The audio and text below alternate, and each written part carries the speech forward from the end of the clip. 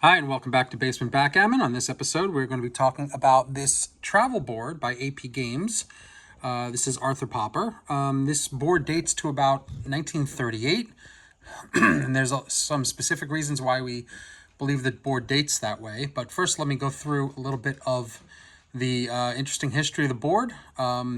This is an Arthur Popper patent board. And what do we mean by patent board? Well, Arthur Popper patented the idea that a board should be able to have a place to hold checkers, dice, and cube inside the board, or cutouts for it inside the board, which was something new in the 1930s. Prior to that, checkers, dice, and cube were either stored outside the board in a separate container, or they were stored inside the board inside of a container that was kept inside the board, like a separate container inside the board, but not a cutout the way we normally have it today. So that was an Arthur Popper innovation, and he was manufacturing boards like that in the 1930s. The patent number for those boards after the patent was received, was stamped inside of the boards on the bumper. So if you see that, and I'll show you that a little later in this video, you know you have an Arthur Popper genuine patent board. This board is also interesting because it's a Mark Cross branded. Mark Cross was a retailer in New York and some other places. I believe they had a Los Angeles location, maybe some others. And they contracted with various manufacturers to sell backgammon boards. They contracted with Mark Cross, at least at some point in the 30s. And then they also contracted as late as the 70s with Chris Lloyd. Because I know this because I have a Chris Lloyd board. If you've looked in my previous videos, you may have seen a board called Notorious, which is my custom Chris Lloyd board that I got made by Eric Schmidt Backgammon to be a tribute to Ruth Bader Ginsburg. And that board is a Chris Lloyd that is also marked with the Mark Cross branding. So let's go through this particular model, which is a travel board. You can see my hand here for size. It comes with the Art Deco Arthur Popper locks with the keys. I do have all of the original parts with this board, which makes it very unique because most of these boards don't have all the original parts with them, including a book that was given with the board. It also has an interesting feature, which is that the plates of the hinges aren't on the outside. The plates are on the inside, screwed in, and then the hinge is on the outside. So if you could imagine that the plate would normally be on the outside here with the hinge, so it's kind of an inside-out hinge, which is kind of interesting. The hinge is also not visible on the other side. On the opposite side, it's covered by the covering of the board, which is a lacquered linen. So this is a linen fabric that was covering the entire board. It's lacquered, which gives it a lot of great protection. And you can see over the years, the board is in absolutely pristine shape, considering it's almost 90 years old. It almost looks new. Let's take a look at this. Turn it over. Gonna open it up here. It's gonna take some doing. Here we go. And this is what we have inside.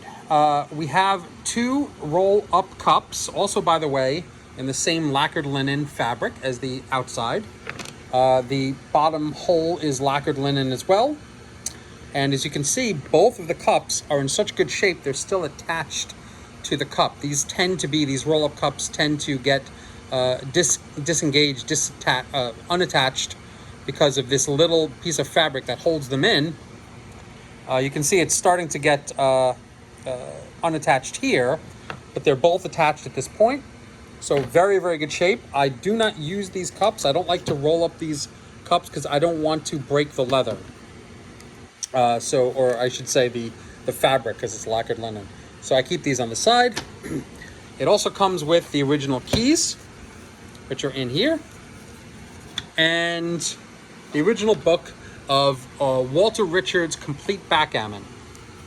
As you can see, this is Complete Backgammon by Walter Richard, which was published in 1931 and was a very popular book at the time. showing modern backgammon. There was a couple of books that were made in the 30s that were very influential, and this is one of them, by Walter L. Richard.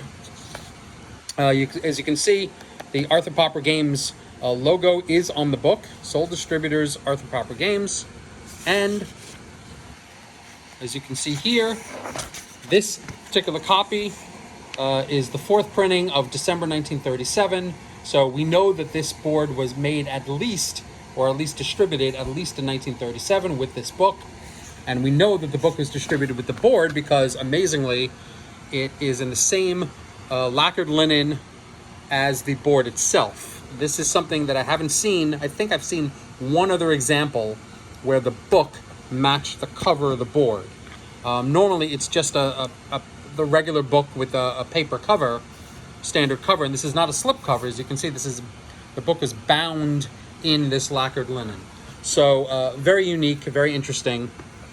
Another interesting feature of this board. Oh, by the way, this is the patent number that's stamped in there. There you can see, and then we can also see the Mark Cross brand patented. Stamped into the side over here. This is where it usually shows up on the just above the cube. Most boards that are Mark Cross branded. And another interesting feature is that instead of the standard 3x5 in the checker tray, or 15 down in a row that we would normally see, we have a 4x4 configuration. I'm not 100% sure the reason why it's 4x4, but maybe just the size of the board. They needed to do 4x4 rather than 3x5, and that gives us the unique feature of having an extra checker that comes with the board. These checkers are made of most likely Catalan from the late 30s, and as you can see, the green ones, it's hard to see on camera, but they do have some swirl to them. Not much, but a little bit. I'm sure they could be polished up a lot nicer than this. You can sort of see a little bit of swirl here, but the yellow ones are not swirled at all. They are extremely matte. And given that the colors on the board are green and white, I would imagine that there's a possibility these were white and they changed to yellow over time. There's a possibility of that, although they can just have been in the matte yellow that they're seen in right now. The aging process of Catalan definitely changes white to yellow, which is why you don't see, in general, vintage white checkers, because the Catalan, the oxidation of the Catalan resin turns it yellow over time. But they did manufacture these in yellow colors as well, so I can't tell which ones were aged to yellow and which ones are manufactured in yellow. So let's put these checkers out so you can see what's here, what this looks like. These checkers are about 1 inch in diameter, which would match the format of this board. As you can see, we have an extra yellow and green one. These green dice were original to the board. However, there was not a set of, the only thing that is missing from this board that's, or from the original set, is the dice that I assume would be yellow or white on this side. However, I've replaced it with a set of vintage from this time period dice that are red,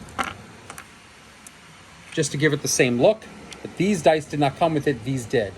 This cube is original to the board.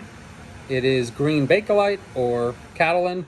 As you can see, it's the Arthur Popper style, 2, 4, 8, 12, 16 going across the faces, and then 32 and 64. And the numbers are pressed in, they're not carved. They're pressed with a mold. So that's an interesting feature as well of these older cubes. As you can see, the cutout exactly fits the size of a 3/4 inch cube, which is nice. So it doesn't have one of these larger cutouts that fits in a larger sense. It fits the cubes and dice, and they're sort of sloshing around. These cutouts are fit exactly for these items, precisely for these dice and precisely for this cube. All right, I'm not gonna roll up the cup, so if you wanna hear what this sounds like, I'm just gonna do it by hand. 6-4.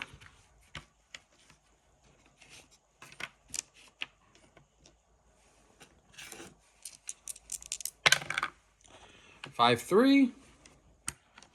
Oh, what am I doing? Excuse me. 5-3. There you go. Hit. You notice that there's a space in between the bar. Again, that is because of the it's because of the way the hinges are. I don't love a space between the bar, but it's a vintage board and it doesn't really affect the play at all. The checkers sit nicely on the bar. It's slightly there's a slight tilt to the bar. I don't know if that's just the way it was manufactured, or just because of age, move the hinges, but it's not 100% level here. But it's not terrible either. It's just a little bit, like a tiny fraction of a millimeter off. What else can I show you? Oh yes, I can show you the 6 across. So an interesting thing about the 6 across test is that it actually fits nicely. A lot of vintage boards have a lot of slop in the 6 across. And for some reason, I don't know if it was accidental or they thought about this, there's a perfect fit on these checkers. So this actually turns out to be quite a nice board. However, because of the vintage value, I don't like to use it. I just keep it for historical purposes. Also, because it's a travel board, you wouldn't expect it to fit 11 across, and it certainly doesn't. This is 10 across, and as you can see, 11 does not fit. It fits 10.5.